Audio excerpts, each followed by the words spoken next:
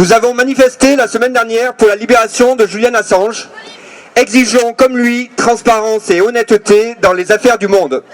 Défions les puissances établies et leurs desseins guerriers en gardant allumé un flambeau dans l'ombre des affaires d'État. Wikileaks a donné au peuple le pouvoir de surveiller leurs dirigeants. Il a révélé l'ampleur de la corruption au sein des appareils d'État. Cet outil a exposé les traités de libre-échange obscurs et mis à jour d'innombrables preuves et de bavures, de tortures et de crimes de guerre de l'Empire américain. Nous connaissons désormais les manœuvres de l'État profond, sa manipulation de l'ONU, ses pressions et ingérences sur ses prétendus alliés.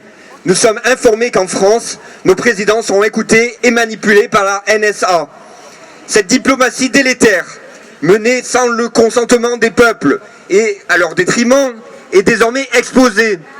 Subtilisée aux citoyens américains, aux peuples soumis à l'OTAN, des milliards ont été détournés dans des ignobles guerres, des millions d'Afghans sacrifiés par la corruption.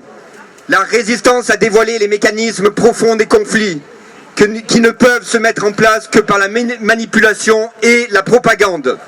Lutter pour la vérité, c'est combattre la guerre. Et si des résistants paient aujourd'hui le prix de l'enfermement et de la torture, c'est pour nous épargner à tout prix d'une troisième guerre mondiale. La défense des libertés n'est pas l'affaire de quelques-uns, mais la responsabilité de tous.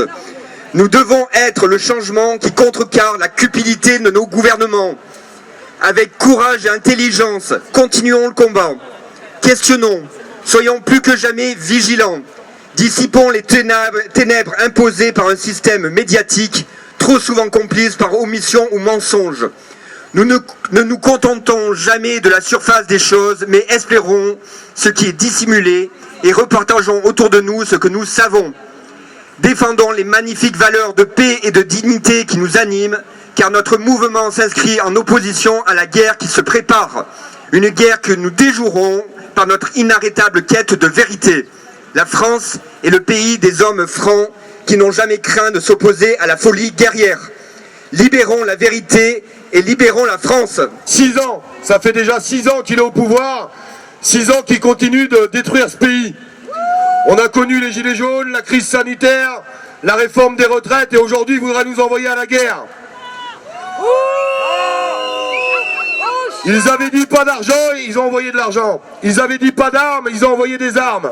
Aujourd'hui l'Occident s'insurge des paroles de Macron, mais peut-être que demain, ils le suivront malheureusement. Je veux pas de guerre pour mes enfants. Je veux la paix. La paix pour nous et la paix pour tous.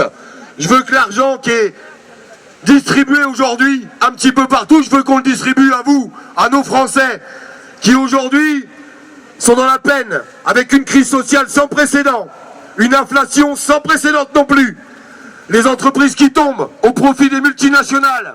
C'est ça la vérité. Le bâtiment qui s'écroule, il prévoit 300 000 licenciements. 300 000 mes amis. Il y en a ras-le-bol d'Emmanuel Macron et ras-le-bol de cette majorité de députés qui ne font rien, absolument rien. Il faut savoir le dire. Oh chiotte. Aujourd'hui, vous avez 95% de nos députés qui sont devenus des collabos. Des collabos de ce gouvernement. Il y a un article 68 qui est défendu par trop peu de personnes. Florian le défend. Et d'autres personnes avec lui le défendent. Et il faut les soutenir. Il faut les soutenir jusqu'au bout. Il y a des élections au mois de juin. Ces élections, elles sont importantes. Beaucoup de gens me disent, on ne veut pas de l'Europe, vous avez raison. L'Europe ne fait que détruire notre France et nous enlève notre souveraineté. Mais comment défendre notre France si on ne rend pas des contestataires à l'intérieur du Parlement européen? Il faut aller voter, mes amis. Il faut aller voter en masse pour des résistants. Pour des résistants qui se présentent. C'est ça qu'il faut faire.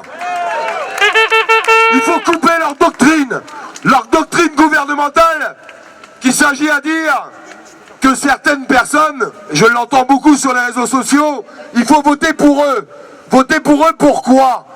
Il y a des personnes qui se présentent qui ne veulent pas sortir de l'Europe. Ils veulent qu'on laisse notre souveraineté à l'Europe et qu'on perde tous nos pouvoirs. Il faut aller voter pour les gens qui veulent nous sortir de tout ça, qui veulent nous redonner notre souveraineté en France. Allez voter pour ces gens en masse. Il faut leur couper l'herbe sur le pied. Parce que je vous assure, mes amis, ce qu'on a vécu, ça a été dur. mais ce qui va se passer demain va être encore pire. Rendez-vous compte de ce qui se passe aujourd'hui. Des retraités qui n'arrivent plus à manger, des travailleurs qui veulent juste aller travailler et vivre du fruit de leur travail. Ils n'y arrivent plus. Plus personne n'y arrive dans ce pays. Une destruction totale du pays aujourd'hui. Je finirai là-dessus parce qu'il pleut et je ne veux pas tenir le discours trop longtemps. Une petite pensée à nos agriculteurs. 88 mis en garde à vue hier. 88 par le pouvoir en passe. J'appelle tous nos petits agriculteurs à monter la fronde avec les résistants. Vous avez des tracteurs, vous avez des engins agricoles. On en a besoin. On en a besoin et on a besoin de se mettre derrière vous, avec vous, pour porter cette résistance. Parce qu'on sait très bien comment que ça se passe. Ils vont essayer de retourner l'opinion publique contre tous ces petits agriculteurs et ces collabos de la FNSEA qui sont déjà en train de passer des pactes avec ce gouvernement. Soutenons tous les petits agriculteurs qui crèvent. Parce que les petits agriculteurs, c'est l'avenir de demain. C'est l'avenir de notre France. C'est l'avenir de notre nourriture à tous. Au détriment de ces multinationales, ces industries qui essayent de nous manger. Vive la résistance et vive la France! Nous l'avons d'ailleurs écrit et bravo à tous les colleurs qui ont mis ces affiches partout. Macron, on ne mourra pas pour l'Ukraine. Ta guerre, nous ne la ferons pas. Si tu veux faire cette guerre, va la faire toi, mais n'envoie pas nos enfants mourir dans ce bourbier. Hors de question! Hors de question! Macron, Macron, destitution. Macron! Macron! Destitution! Macron, Macron, destitution. Macron! Macron! Destitution! Bonjour les amis. Alors, vous avez vu, hein, tant de choses, c'était les Russes. Maintenant, les punaises de lit, c'est les Russes. Et les va-t-en-guerre, juste avant les JO, j'ai envie de dire, c'est les rats. Voilà, musique.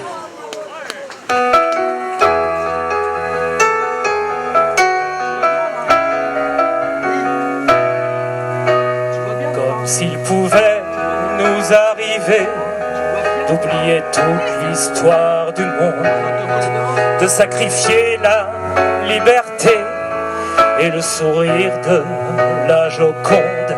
J'ai bien vu ces gens affolés, entendu tous ces cris glaçants, toutes ces mères terrifiées, qu'on ait pu s'en prendre à leur sang.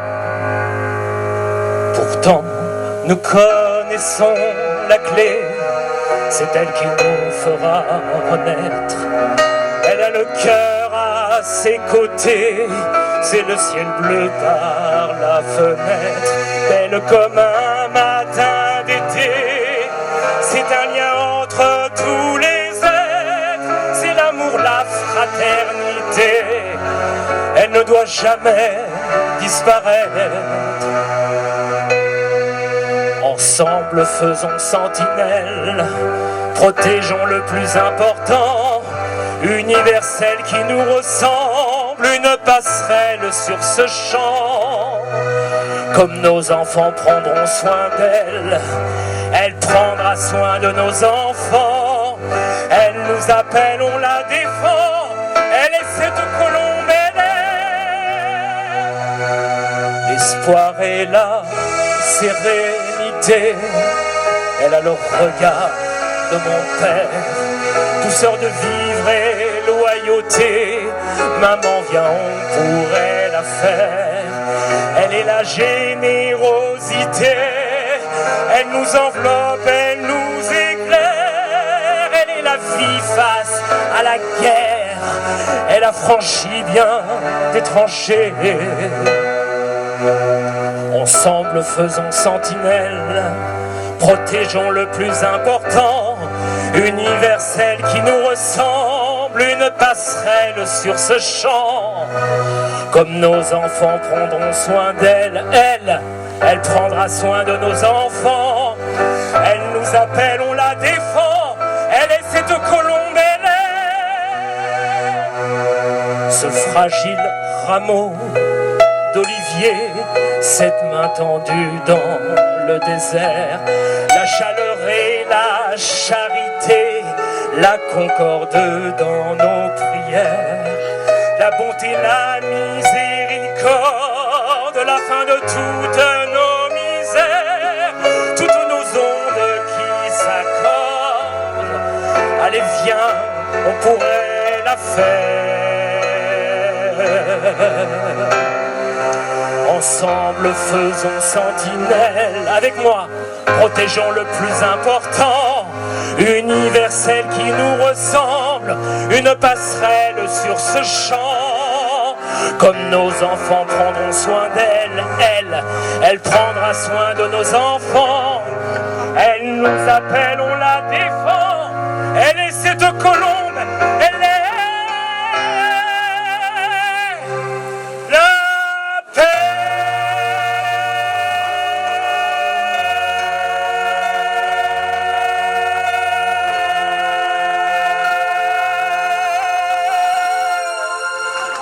Et la liberté, la paix passe par la vérité. Il se bat pour faire triompher la vérité, même quand ça dérange, même quand il prend des risques. Depuis des années maintenant, il est porte-parole de Verity France, Marc Doyer. Bonjour à tous.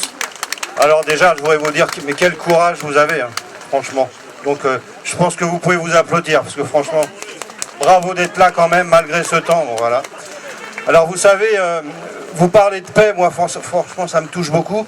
Alors je vais faire court, mais en fait, vous savez, ceux qui en général vous envoient à la guerre, ils font jamais la guerre eux-mêmes. Voilà. Et à Taverny, il y a une base aérienne où on sait très bien que dans un cas de conflit nucléaire, par exemple, bah, ceux qui vont envoyer nos enfants à la guerre, bah, ils iront tout de suite se mettre dans cette base pour se protéger. Donc je crois qu'aujourd'hui, on a tous le devoir forcément de parler de paix, même si forcément c'est un sujet qui n'est pas simple, puisque alors que je vous parle, il y a des pays qui malheureusement eux connaissent la guerre. Mais moi, ce qui me frappe toujours, c'est je ne comprends pas pourquoi les hommes finalement n'arrivent pas à se parler tout simplement avant. Alors bah, c'est souvent la folie des hommes, c'est comme ça. Malheureusement, c'est pas moi qui vais changer les choses, c'est pas vous non plus, mais je pense que c'est quand même important qu'on soit là aujourd'hui pour dire tout simplement qu'on veut pas de la guerre et qu'on veut de la paix. Ça me paraît tout à fait normal. Voilà, c'est juste naturel. Après, vous connaissez mon combat, c'est toujours aussi un peu en rapport avec tout ça. Moi, je suis vraiment très sensible à la liberté. Bon, je trouve que ce que l'on voit aujourd'hui, malheureusement, cette société me fait de plus en plus peur. Mais bon, quand je vous vois là, je me dis qu'il y a de l'espoir et qu'on va pouvoir ensemble essayer peut-être de faire en sorte que ça n'arrive pas. Voilà, donc à mon humble niveau, j'aurais ce message à faire passer à nos dirigeants. Quand je vois aujourd'hui quand même ce qui se passe, même en Ukraine, alors quand on commence à parler de ces sujets-là, on dit oh là là, mais attention, vous êtes pro-Poutine. Mais moi, j'ai jamais pris Poutine pour un enfant de cœur.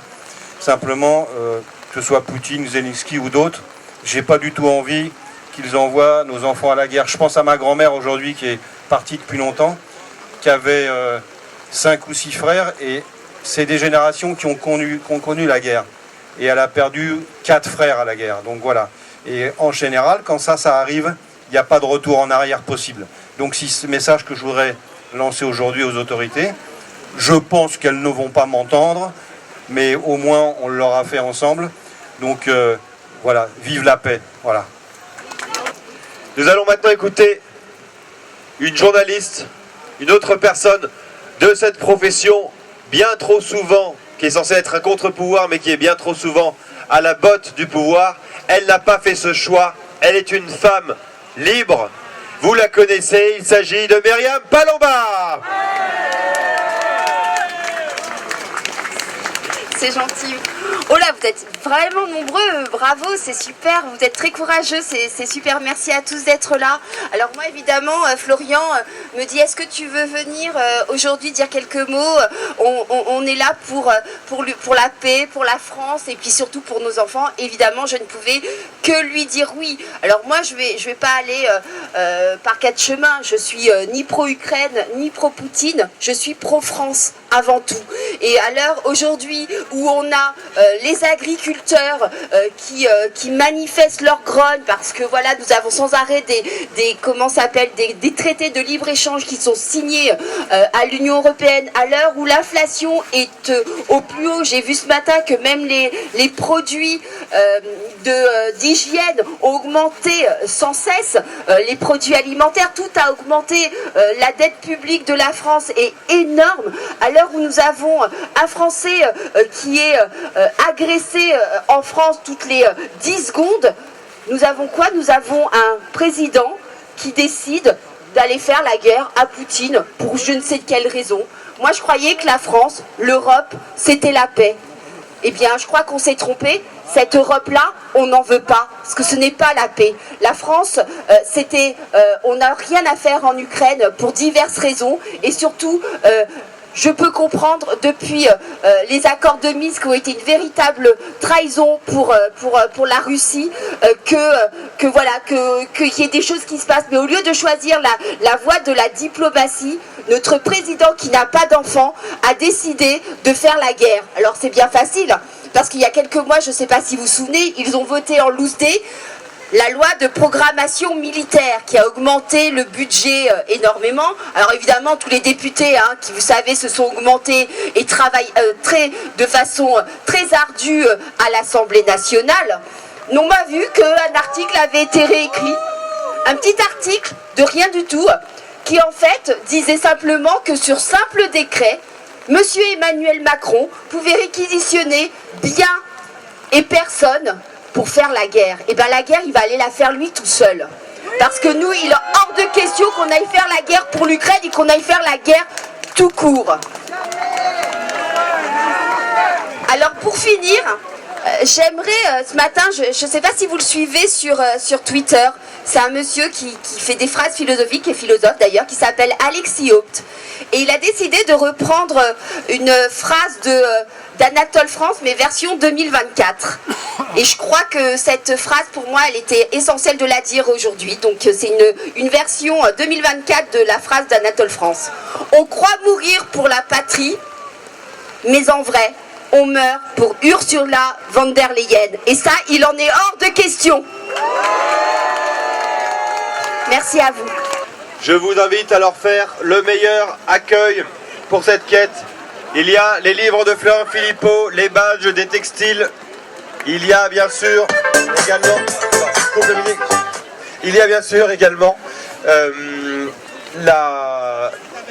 donc les stands avec la cafétéria. Et Bruno l'a lancé. Il y a bien sûr la musique pour finir dans la bonne humeur.